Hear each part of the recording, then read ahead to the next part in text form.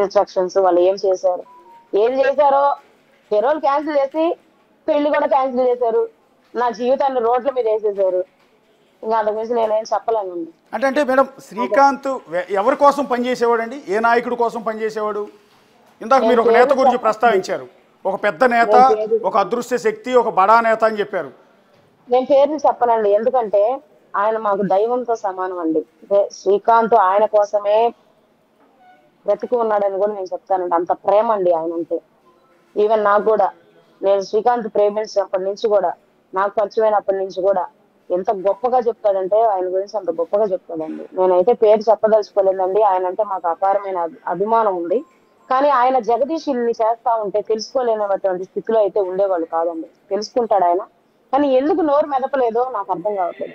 అంటే ఇప్పుడు మళ్ళీ కాదండి, శ్రీకాంత్ గారి బెయిల్ రద్దు కానీ, మీ మీద ఆర్టికల్స్ రావటం కానీ, మీ మీద దుష్ప్రచారం, వీడియో లీకు, వీటన్నీ ఆ నాయకుడికి తెలిసి జరిగి ఉంటాయంటారా, తెలియకుండా జరిగి ఉంటాయా? సార్ అవి తెలిసి జరిగాయా తెలియకుండా జరిగాయా అయితే నాకు తెలియదు. కానీ ఆయన క్యారెక్టర్ అయితే నమ్మిన వాళ్ళ కోసం ప్రాణం ఇచ్చే క్యారెక్టరే కానీ మోసం చేసే క్యారెక్టర్ అయితే కాదు సార్. అది మాత్రం చెప్పగలను. కానీ జగదీష్ ఇలా చేస్తున్నాడని ఆయనకు అసలు వాస్తవంగా తెలుసో లేదో నాకైతే తెలియదు సార్. ఒకవేళ తెలియకపోతే ఇప్పుడు తెలుసుకుంటే కూడా జగదీష్ పిలిపించి ఖచ్చితంగా ఆయన అడుగుతాడు సార్. ఇప్పుడు ఆ నాయకుడు కాసేపు నాకు యూట్యూబ్ లింక్లో అయినా ఈ వీడియో చూస్తారు, లేదంటే ఇప్పుడు టీవీ కూడా చూస్తూ ఉండొచ్చు. బహుశా ఆయనకి ఏమైనా అప్పీల్ చేసుకుంటారా మీరు? అప్పీల్ అదే సార్, నేను ఆయన అప్పీల్ కాదు సార్, నాకు అవకాశం ఇస్తే ఆయన కాళ్ళు పట్టుకుంటాను సార్ నేను పోయేసి. నాకు కావాల్సింది ఏంటంటే ఇప్పుడు ఎంక్వైరీ అంటున్నారు కదా సార్, ఈ జగదీష్ వల్ల రంగంతా ఆయన మీద రోజు. ఇప్పుడు ఈనాడులో పొద్దున వచ్చిందంట, వేరే వాళ్ళు ఫోన్ చేసి చెప్పారు. ఎస్కేప్ లో ఉన్నప్పుడు దండాలు నడిపాడు జగదీష్ అనే పెట్టుకొని, ఆయన 200 మందిని పెట్టుకొని ఇచ్చేసాడు. అన్ని వాస్తవాలు కాదు సార్. ఆయన లాస్ట్ ఎలక్షన్స్ అప్పుడు మాత్రమే జగదీష్ ని పిలిపించి మాట్లాడాడు. అంతకు ముందు జగదీష్ పాల వ్యాపారంకి హెల్ప్ చేసి ఉండొచ్చు సార్. అంతేగాని జగదీష్ చేసే అన్యాయాలకు కానీ, జగదీష్ చేసే ఇదిలో కానీ శ్రీకాంత్ పాత్ర లేదు సార్. ఆ పేరు అక్రమంగా వాడుకుంటున్నాడనే నేను నా ఆవేదన అంతా వ్యక్తపరిచి జగదీష్ నేను దూరం చేసేసాను. నేను ఆ యొక్క మా దైవం అయినటువంటి ఆ నాయకుడికి నేను విన్నవించుకునేది ఏంటంటే, నాకు అవకాశం ఇవ్వండి, నేను మీ కాళ్ళైనా పట్టుకుంటాను, నా శ్రీకాంత్ ని కాపాడి నాకు తెచ్చియండి. మీ స్థాయిలో అనుకుంటే శ్రీకాంత్ బయటకు వచ్చి చాలా ఇదండి. సీఎం గారు ఆయనకి క్షమాభిక్ష పెట్టే అధికారం ఉంది, గవర్నర్ గారికి ఉంది. నా ప్రేమను బతికించండి. మీ రాజకీయాల్లోకి మేము ఎంటరాము, మీ రాజకీయాల్లోకి మేము రాము, అసలు మాకు వద్దు, మేము ఇక్కడి నుంచి వెళ్ళిపోయేదానికి సిద్ధంగా ఉన్నాం, మేము వెళ్ళి ఎక్కడైనా హ్యాపీగా ఏదో ఒక పని చేసుకొని బతుకుతామండి. నాకు శ్రీకాంత్ ని క్షేమంగా తెచ్చివ్వండి చాలు. నిన్నటి నుంచి నాకు ములాఖాతు కూడా ఇవ్వలేదు. శ్రీకాంత్ వాళ్ళ అన్న పొద్దుటి నుంచి జైలు దగ్గరే ఉన్నాడు. శ్రీకాంత్ ని కాపాడి నాకు తెచ్చివ్వండి. శ్రీకాంత్ ని అన్యాయంగా లోపలే పెట్టే కుట్రలు జరుగుతున్నాయేమో నాకు అర్థం కావట్లేదు. వాటిలన్నిటి మీద ఈ కుటుంబ ప్రభుత్వంలో నాయకులు, ఆయన దగ్గర లబ్ధి పొందిన వాళ్ళందరూ కూడా స్పందించండి అని నేను వేడుకుంటున్నాను.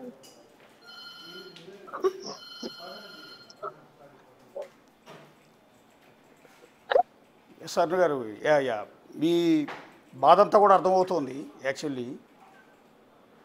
ఎస్,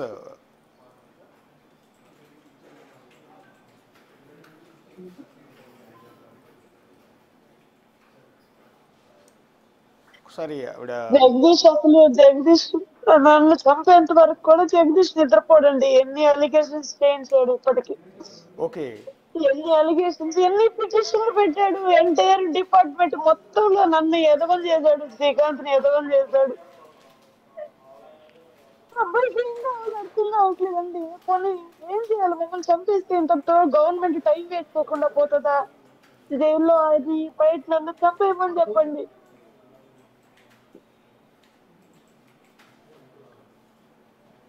అంటే జైల్లో కూడా శ్రీకాంత్ గారికి ఏమన్నా ప్రాణహాని తలపెడతారని ఆందోళన ఉందండి మీకు? తెలియదండి నాకు. జైలు వాళ్ళంటే అంత చాతగాని వాళ్ళని నేను నాకైతే ఉందండి ప్రాణహాని. జైల్లో ఆయన జైలు వాళ్ళ సంరక్షణలో ఉంటాడు కాబట్టి ప్రాణహాని లేకుండానే ఉంటాడండి. ఆ అబ్బాయికి శ్రీకాంత్ మీద పగలేదండి. శ్రీకాంత్ మీద పగలేదు. ఆ అబ్బాయి ఎంత నైనా అడ్డామండి. ఆ అబ్బాయి చేసే ఇల్లీగల్ యాక్టివిటీస్ నేను ఖండిస్తాను. మంచి మార్గంలో నడిచే పని అయితేనే శ్రీకాంత్ దగ్గర మీరు పేరు వాడుకోండి, లేకపోతే లేదని. బయట నేనుంటాను కాబట్టి నాకు తెలుసుదండి. శ్రీకాంత్ పేరు వాడుకున్నట్టు కూడా శ్రీకాంత్ కి తెలియదు జగదీష్. ఇప్పుడు శ్రీకాంత్ పెరోల్ మీద 2 ఎమ్మెల్యేలు సంతకం పెట్టారని చెప్తున్నారండి. ఎవరు వాళ్ళు? పెరోల్ మీద పెట్టలేదండి, వాళ్ళు రెఫరెన్స్ లెటర్ మాత్రమే ఇచ్చారు. అదే రెఫరెన్స్ లెటర్ ఇచ్చింది ఎవరండి? నేను చెప్పనండి, మీరు హోమ్ లో వెరిఫై చేసుకోండి, అది నేను చెప్పనండి. నాకు అంటే భయం వేస్తుందండి, అంటే నాకు భయం వేస్తుంది, అర్థం చేసుకోండి. అంటే నిన్నటి నుంచి అటు సెక్రటేరియట్లో కూడా దీని గురించి డిస్కషన్ జరుగుతుందండి. నిన్న హోంమంత్రి అనిత గారు కూడా రివ్యూ చేశారు. ఆవిడ అంటున్నది ఏంటంటే నా నోటీసులో లేకుండానే ఒక ఇద్దరు ఎమ్మెల్యేల సిఫార్సుతో పెరోల్ లెటర్ వచ్చింది, దాని మీద హోంశాఖ సెక్రటరీ పెరోల్ మంజూరు చేసేశారు, ఇది నాకు తెలియకుండా జరిగింది అనేది ఆవిడిస్తున్న వివరణ. దాని మీద ఎంక్వైరీ కూడా ఆదేశించారు. ఒకటి సార్, ఎమ్మెల్యే గారు ఇద్దరు ఎమ్మెల్యే గారు ఇచ్చిన లెటర్ మీద హోంమంత్రి అనిత గారే సర్క్యులేట్ రాశారండి. ఆవిడ సంతకం, ఆమె స్టాంప్ ప్యాడ్ వేసి ఉంటారండి. మరి నోటీస్ లో లేకుండా ఎలా సర్క్యులేట్, నా నోటీస్ లో రాకుండా నేను ఎలా ఫైల్ సర్క్యులేట్ చేస్తానండి? ఎందుకు? అదే అండి నేను చెప్పేది. ఇప్పుడు ఇవన్నీ కూడా ఎందుకు నడుస్తున్నాయి? అసలు శ్రీకాంత్ చేసిన అన్యాయం ఏంటండి? అసలు కూటమి ప్రభుత్వానికి హెల్ప్ చేయడమే అన్యాయం చేసినట్ట. అంటే కూటమి ప్రభుత్వానికి హెల్ప్ అంటే ఏం చేశాడండి? బేసిక్గా ఆయన మీద ఒక రౌడీ షీట్ ఉంది, ఒక మర్డర్ కేసు ఉంది శ్రీకాంత్ మీద. కూటమి ప్రభుత్వానికి లేకపోతే తెలుగుదేశం పార్టీకి ఆయన ఏం చేశాడు అంటే, నాకు అర్థం కాని విషయం, అంటే జనాలందరికి వచ్చే డౌట్ అడుగుతున్నాను నేను. జగదీష్ పార్టీ చేంజ్ అయిపోయాడండి అప్పుడు చాలా మందితో, అంటే దాదాపుగా ఒక 1000 మందితో ఆ అబ్బాయి పార్టీ చేంజ్ అయిపోయాడండి.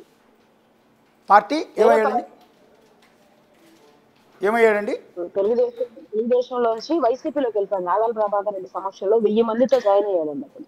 ఓకే. హలో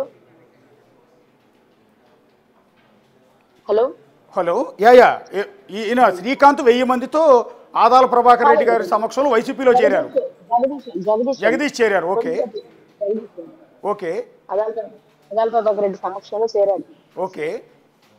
చేరిన అతన్ని ఎలక్షన్స్ ముందు తర్వాత ఏదైతే ఉన్నాడో రిటర్న్ రావాలన్న ప్రాసెస్ లో నాకు శ్రీకాంత్ హెల్ప్ చేయాలని ఒక నాయకుడు జైలు దగ్గరికి వెళ్ళి ములాఖాత్ పెట్టి అడిగిన వెంటనే శ్రీకాంత్ పంపించాడు. ఓకే. నేను చెప్తున్నానండి, నేను బల్ల గుద్ది చెప్తున్నాను అందరికి, ఛానల్స్ వాళ్ళకి, పత్రికల వాళ్ళందరూ చెప్తున్నాను. శ్రీకాంత్ దుర్మార్గుడు కాదండి. శ్రీకాంత్ కి రాజకీయాలంటే చాలా ఇంట్రెస్ట్, చాలా అభిమానం ఉందండి ఆయనకి ఒక నాయకుడి మీద. ఆ నాయకుడు ఏ పార్టీలో ఉన్నా గొడ్డు కష్టం చేసేటువంటి వ్యక్తిత్వం ఉందండి. నేను అడుగుతున్నానండి హోంమంత్రి గారు, మీ ఛాంబర్ కి ఒక పెద్ద నాయకుడు వచ్చి ఆయన నాకు హెల్ప్ చేశాడు, ఎలక్షన్ చేయడానికి హెల్ప్ చేశాడు, ఆయన బయటకు తేడానికి మీరు హెల్ప్ చేయండి అని ఒక ఫైల్ మీకు ఇచ్చారండి. అది నిజం కాదా అని అడుగుతున్నానండి నేను. అవన్నీ మీరు ఎందుకు వాస్తవాలు దాచిపెడుతున్నారండి? ఈ రోజు సమస్య వచ్చిందని నేను కానీ శ్రీకాంత్ వాళ్ళ ఫాదర్ కానీ ప్రిన్సిపల్ సెక్రటరీ గారు సంతకం పెట్టేసుకొని ఏమైనా ఆర్డర్ తెచ్చావా అండి నేను అడుగుతున్నాను. కాదే. అంటే ఆ పెద్ద నాయకుడే డైరెక్ట్ గా ఫైల్ తీసుకెళ్లి అనిత గారి దగ్గరికి వెళ్ళి పెట్టారు. అది ఆయన బయటకు తేవాలి అన్న ఉద్దేశంతో. పెరోల్ కాదండి అది. పెరోల్ కాదండి. మరి ఎందుకంటే అంతగా ప్రేమించే వ్యక్తి, అంతగా అభిమానించే నాయకుడు శ్రీకాంత్, ఆయన అంటే ఇష్టం, ఆయనకి శ్రీకాంత్ అంటే ఇష్టం, అలాంటి వ్యక్తి ఎందుకు ఇప్పుడు పట్టించుకోవట్లేదు? ఏదైనా మార్చేది చెప్పుడు మాటలేనండి. ఎంత మనిషినైనా చెప్పుడు మాటలు మార్చేస్తాయి. జగదీష్ ఏ విధంగా చెప్పుడు మాటలు చెప్పాడో నాకు తెలియదు కాదండి. సీన్ మొత్తం రివర్స్ అయిపోయిందండి. ఇప్పుడు ఈ రోజు నా వీడియోలు బయటకు రావడానికి కానీ, శ్రీకాంత్ ఈ రోజు బంధించబడ్డా, నిజంగానే బంధించున్నాడండి. ఇంతకుముందు ఆ కర్మ ఆయనకు లేదు. ఒక అతను ఎవరో మధుసూదన ఎవరో ఒక అతను ఏదో పెట్టాడండి ఒక ఛానల్లో మధ్యాహ్నం. పొద్దున్న నేను యూట్యూబ్ లో చూసాను నిద్రలో. ఇంకా ఆయన అన్నాడు వ్యవస్థలు నిర్వీర్యం అయిపోయాయి, ఆ అమ్మాయి బయట వేసిందని. వ్యవస్థలు అనేవి ఎక్కడ బాగున్నాయండి? ఎక్కడ బాగున్నాయి వ్యవస్థలు? చెప్పండి. వ్యవస్థ బాగుంటే ఇంటెలిజెన్స్ వాళ్ళకి ఈ నిజాలు తెలియదా? ఈ నిజాలు ఎందుకు మీరు సీఎం గారికి పంపించడం లేదని నేను క్వశ్చన్ చేస్తా ఉన్నానండి. ఈ విషయాలు తెలియదా? ఆయన ఎవరి కోసం పాకులాడతాడు, ఆయన ఎవరి కోసం బ్రతుకుతున్నాడు, ఆయన ఎవరి కోసం జైల్లో ఉన్నాడు, ఆయన ఎవరి కోసం ఊపిరి పీల్చుకుంటున్నాడు, ఆయన దైవం ఎవరు, ఆయన ఎవరి కోసం ఉన్నాడు అనే వాస్తవం ఇంటెలిజెన్స్ వాళ్ళకి తెలియదా?